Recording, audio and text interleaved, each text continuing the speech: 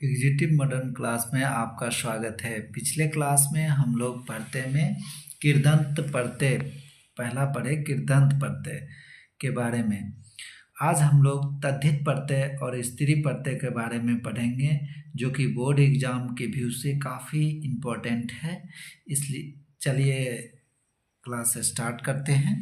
तद्धित प्रत्यय, तद्धित प्रत्यय दूसरा प्रत्यय है तद्धित प्रत्यय। पहला हमने पढ़ा है कृदंत प्रत्यय और दूसरा है तद्धित प्रत्यय। संज्ञा तथा विशेषण के अंत में लगने वाले प्रत्यय को तद्धित प्रत्यय कहते हैं। यानी संज्ञा, संज्ञा किसको कहते हैं? संज्ञा जिससे किसी वस्तु, व्यक्ति, स्थान के नाम को संज्ञा कहते हैं। और जो संज्ञा तथा सर्वनाम की विशेषता बताए उसे विशेषण कहते हैं। ठीक है। और संज्ञा और विशेषण के बारे में हम लोग समझें। उसके बाद इसी में हम तद्धित प्रत्यय के बारे में पढ़ेंगे। ठीक है। संस्कृत में जो है, संस्कृत में निम्न तद्धित प्रत्यय हैं। कौन कौन है इसके बारे में हम लोग जानेंगे। पहला है अन्न प्रत्यय। अन्न प्रत्यय वैसा प्रत्यय जो संतान अर्थ में अकारांत अर्थ को सूचित करता है, अन्न प्रत्यय कहलाता है। अ से अकारांत, अ से अन्न प्रत्यय। जैसे में देखेंगे मनु जोड़ अन्न, तो क्या बना? मानवः। ठीक है। और भी एग्जाम्पल हम देखेंगे जब इसका क्वेश्चन आंसर हम करवाएंगे। ठीक है।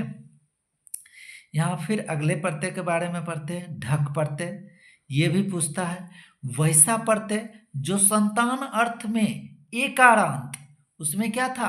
आकारांत, इसमें क्या है? एकारांत। ढक में क्या है? एकारांत अर्थ को सूचित करता है, ढक प्रत्यय कहलाता है। ये इम्पोर्टेंट है, इसको ध्यान रखेंगे। जैसे में राधा जोड़ ढक तो बना राधा राधेया। उसी तरह कौंत, कौंत जोड़ ढक तो क्या बनेगा? कौंतेय, कौंतेय, कौंतेय। ठीक है। इसी तरह फिर इंग प्रत्यय वैसा प्रत्यय जो संतान अर्थ में इकारांत, ई से ई, इकारांत, ध्यान रखेंगे, इकारांत अर्थ को सूचित करता है, इंग प्रत्यय कहलाता है। जैसे द्रन जोड़ इंग तो बना द्रोणी। आपसे पूछेगा द्रोणी में कौन सा प्रत्यय है, तो आप ध्यान रखेंगे कि इंग प्रत्यय है। या आपसे दूसरे तरीका से अगर पूछ दे कि इसमें तद्धित प्रत्यय है या कृदंत प्रत्यय है या स्त्री प्रत्यय है, तो आप ध्यान रखेंगे तद्धित प्रत्यय है। ठीक है। दो तरीके से पूछ सकता है। फिर इसमें देखेंगे दशरथ जोड़ इंग, क्या बना? दशरथी। ठीक है। अब हम आते हैं ढक प्रत्यय के बारे में।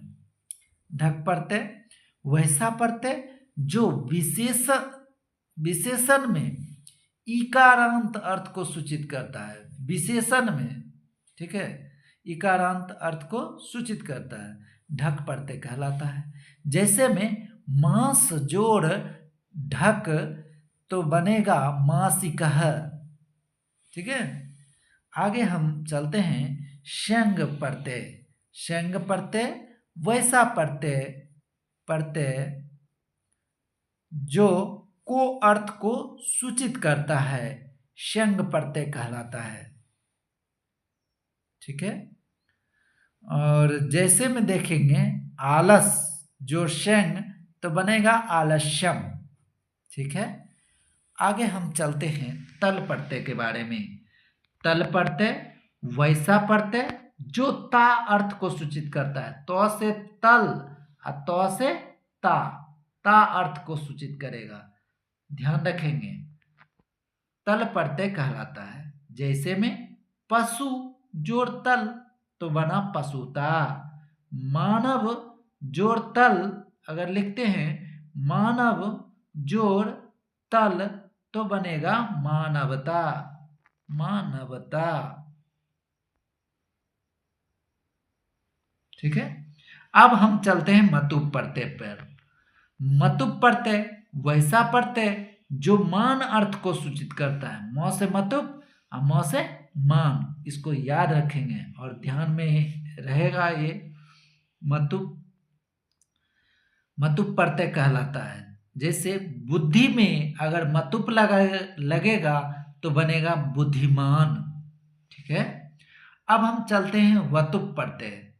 वतुप प्रत्यय वैसा प्रत्यय जो वान अर्थ को सूचित करता हो। ठीक है, वतुप प्रत्यय कहलाता है। जैसे धन जोड़ वतुप, तो क्या बना? धनवान। ठीक है। अब हम लास्ट प्रत्यय, तीसरा प्रत्यय जो कि स्त्री प्रत्यय के बारे में पढ़ेंगे। ठीक है। स्त्री प्रत्यय भी काफी बोर्ड एग्जाम में इंपॉर्टेंट है। ठीक है। स्त्री प्रत्यय वैसा प्रत्यय जो पुल्लिंग में लगकर स्त्री बना देता है, स्त्रीलिंग बना देता है। क्या कहलाता है? स्त्री प्रत्यय कहलाता है। संस्कृत में निम्न स्त्री प्रत्यय हैं। पहला है टाप प्रत्यय, ये बहुत पूछता है एग्जाम में। आजादी गण शब्दों के योग में टाप प्रत्यय का प्रयोग होता है। जैसे अज जो टाप तो बना है अजा, कोकिल जो टाप तो बना है कोकिला। यानी आया तो अजंत शब्द यही है और इसमें टाप प्रत्यय है। ठीक है। आगे देखेंगे चाप प्रत्यय। सूर्या में चाप प्रत्यय का प्रयोग होता है। जैसे सूर्य जोड़ चाप तो बना है सूर्या।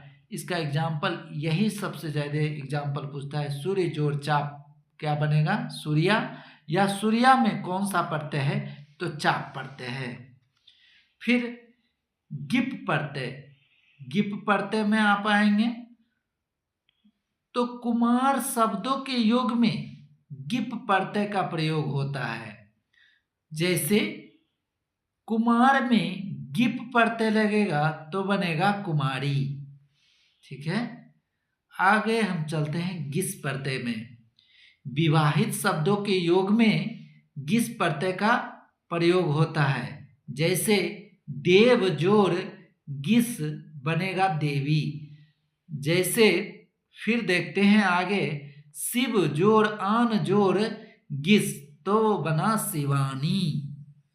फिर लास्ट हम स्त्री प्रत्यय पढ़ेंगे जो कि डिन प्रत्यय है। यानी निरी शब्दों के योग में डिन प्रत्यय का प्रयोग होता है। जैसे निरी जोड़ डिन तो बना है नारी। आज का क्लास यहीं तक, हम थोड़ा रिव्यू देख लेते हैं। हमने पढ़ा पहले कृदंत प्रत्यय के बारे में, फिर हमने पढ़ा तद्धित प्रत्यय के बारे में, जो कि तद्धित प्रत्यय यह कहता है कि संज्ञा तथा विशेषण के अंत में ही लगने वाले प्रत्यय तद्धित प्रत्यय कहलाते हैं। ठीक है। वो संज्ञा ही आएगा, या किसी का नाम हो, या संज्ञा भी 5 प्रकार के होते हैं। जातिवाचक, व्यक्तिवाचक, भाववाचक, समूहवाचक, इसी तरह है 5। तो उसमें से कोई भी आ सकता है संज्ञा। जैसे मानव कह दिए तो वह क्या हुआ कि मानव यानी पूरे मानव जाति का बोध है। ठीक है। तो इसलिए यह संज्ञा है। और विशेषण कहे वह बहुत सुंदर है, तो वह उसकी विशेषता है कि वह बहुत सुंदर है। ठीक है। तो या तो संज्ञा होगा या तो विशेषण होगा, तभी तद्धित प्रत्यय का प्रयोग होगा। ठीक है। तद्धित में हमने पढ़ा अन्न प्रत्यय के बारे में, ढक प्रत्यय के बारे में, और इग प्रत्यय, इंग प्रत्यय के बारे में, ठक प्रत्यय के बारे में, सेंग प्रत्यय के बारे में भी पढ़ा। फिर तल प्रत्यय के बारे में पढ़ा। मतुप प्रत्यय के बारे में मान अर्थ को सूचित करता है। वतुप में वान अर्थ को सूचित करता है। उसके बाद मैंने पढ़ा स्त्री प्रत्यय के बारे में। स्त्री प्रत्यय भी अगर पूछ दे स्त्री प्रत्यय कितने प्रकार के होते हैं तो 8 प्रकार के होते हैं, जिसमें जो मुख है हमने उसको बता दिया है। टाप प्रत्यय वैसे हम अगले क्लास में जब इसका क्वेश्चन आंसर लेके आएंगे उसमें भी हम आपको कुछ कुछ प्रत्यय के बारे में थोड़ा बहुत बता देंगे जो कि एग्जाम के व्यू से इम्पोर्टेंट है। फिर हमने स्त्री प्रत्यय में ही चाप प्रत्यय के बारे में पढ़ा, डिप प्रत्यय के बारे में पढ़ा, डिस प्रत्यय के बारे में पढ़ा और डिन प्रत्यय के बारे में भी पढ़ा है। ठीक है, आज का क्लास इतना ही।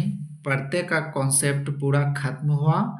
अगले क्लास में प्रत्यय का VVI क्वेश्चन लेकर आएंगे जो कि बिहार बोर्ड एग्जाम के लिए काफ़ी इम्पोर्टेंट होगा। धन्यवाद।